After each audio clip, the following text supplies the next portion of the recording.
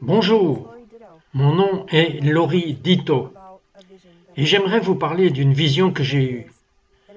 Mon espoir est que pendant que vous écoutez cette vision, vous ne verrez jamais cet endroit. C'était le 28 août 2008. Dans une vision, Jésus m'a emmené en enfer. Je ne suis pas allé en enfer en tant que spectateur, je suis allé en enfer parce que je ne pardonnais pas. Vous vous demandez comment c'est arrivé. J'y ai pensé tant de fois. Comment cela a-t-il pu arriver? Ce matin-là, je me préparais. Nous avions un conférencier invité qui venait. L'homme du son était malade et ce jour-là, alors je m'occupais du son. J'étais au fond de la pièce pendant que nous adorions. C'était une chanson merveilleuse parlant des âmes, comment Jésus les aime. J'avais les yeux fermés et tout d'un coup, j'ai senti de la chaleur entrer dans la pièce, une chaleur intense. J'ai en fait pensé à une explosion qui avait dû arriver. J'ai ouvert les yeux à temps pour voir le devant de la pièce changer.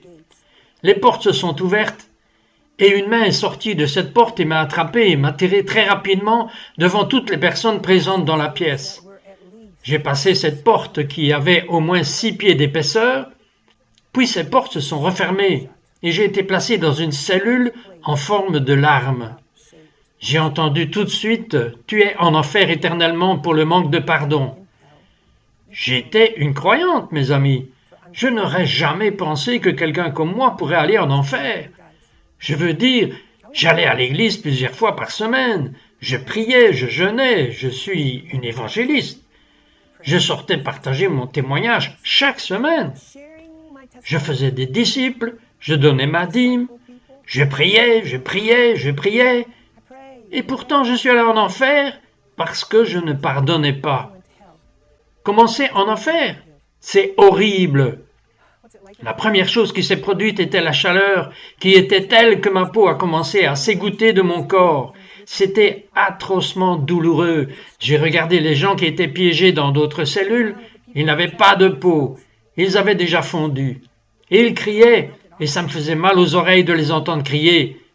Et puis j'ai réalisé que j'étais celle qui criait. Mes yeux bougeaient d'avant en arrière aussi vite qu'ils le pouvaient.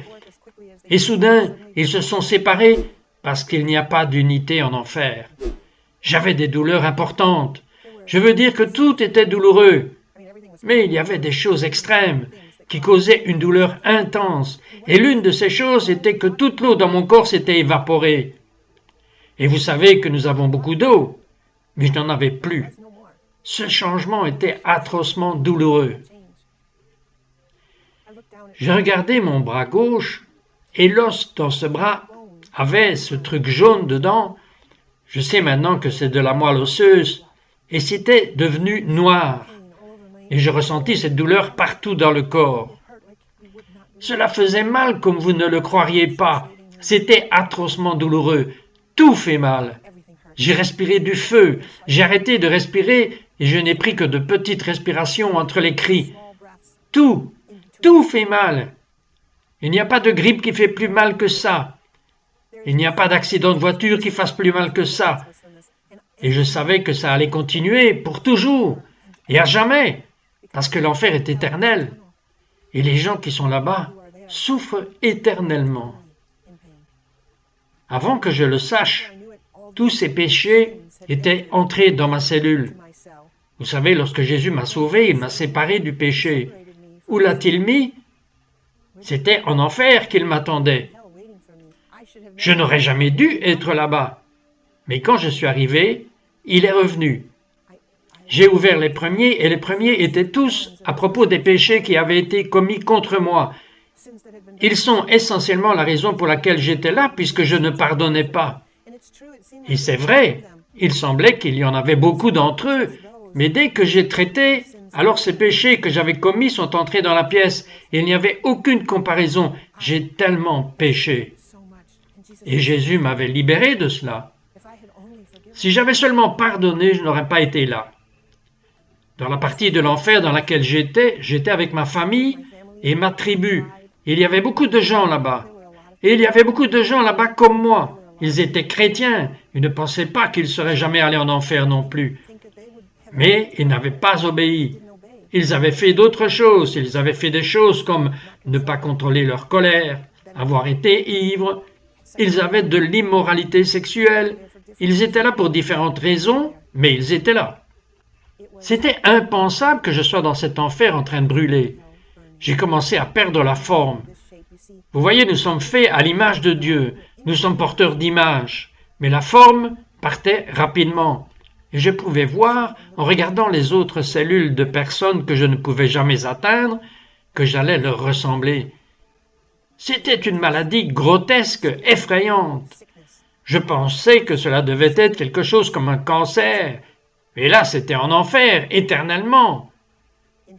La pire douleur qui était là quand j'étais en enfer, c'était que je savais ce que Dieu le Père était en train de faire.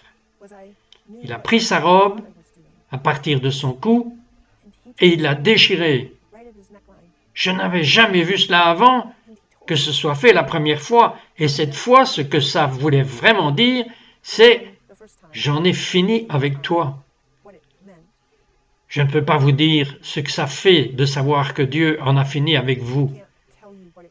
C'était comme si ma vie était finie et il n'y avait plus d'espoir pour moi.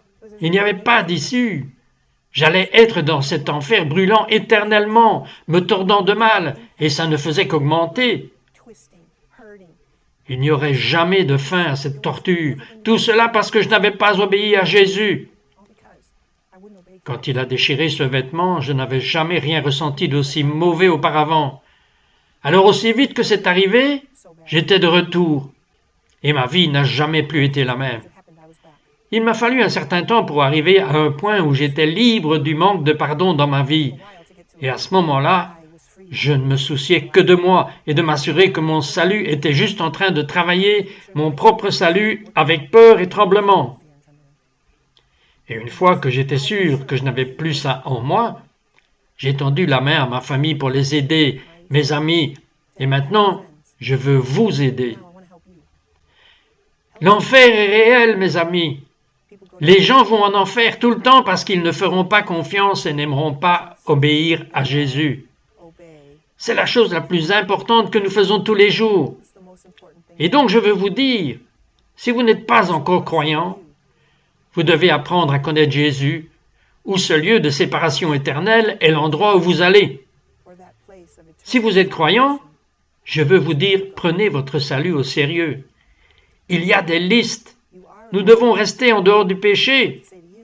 Vous devez vous repentir. Qu'est-ce que la repentance?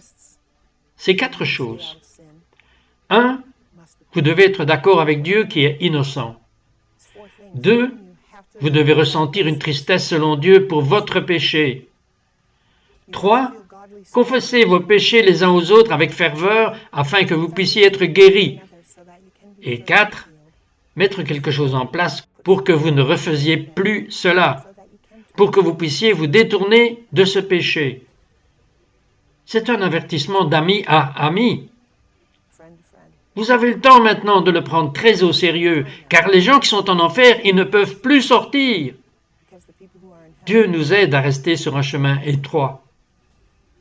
J'ai prié au nom de Jésus. Amen. I pray in Jesus' name. Amen.